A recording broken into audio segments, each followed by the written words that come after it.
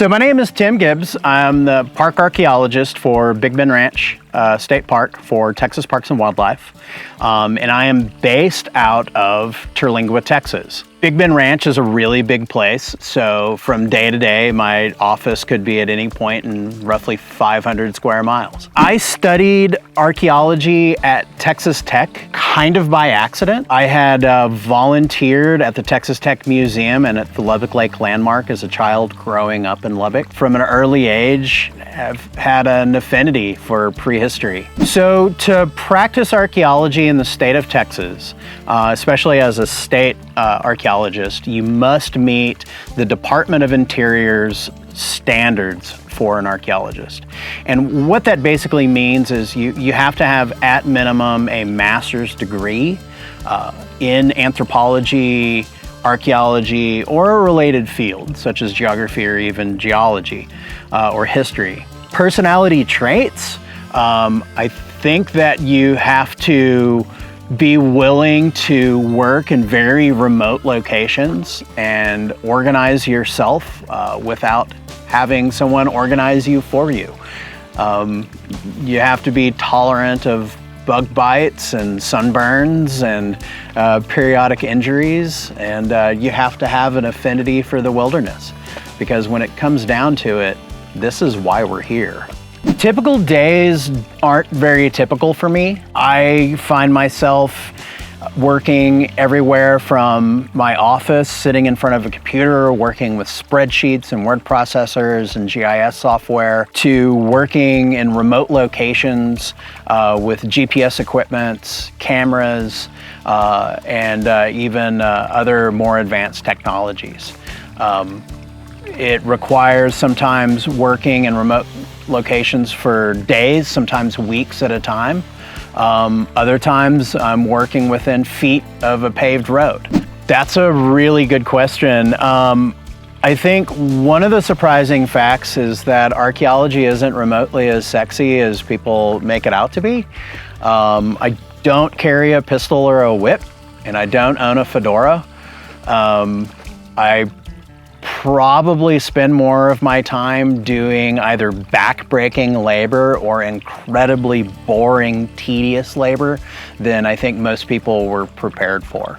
You know, I think most of my most memorable experiences outside of Big Bend Ranch State Park, because this in and of itself has been 13 years of a constant stream of memorable experiences.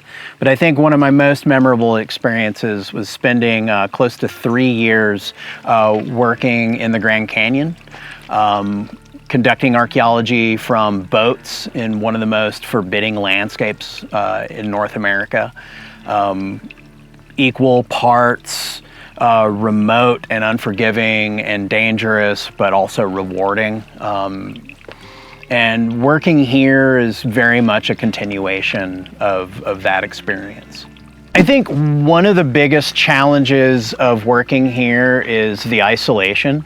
And, you know, oftentimes the loneliness of working in such a remote location.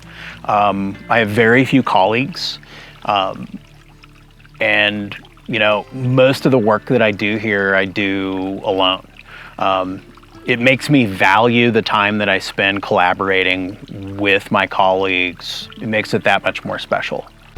So I think one of the reasons why I do what I do is because we know so very little about the cultures who call this place home.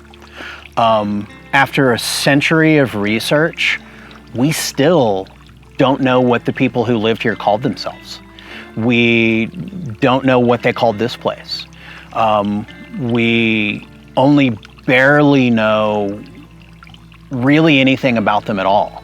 And it's that constant plaguing question of who are they? You know, when you work in a place like this, you can almost feel them around you. It's almost like they're ghosts, you know? And I feel like by learning more about them, we're giving voice to the voiceless.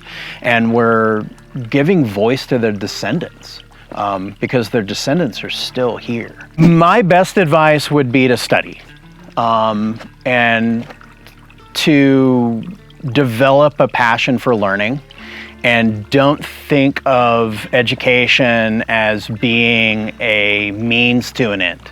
Education is a process, and education never stops. And my advice would be to never stop learning. It doesn't matter what you study.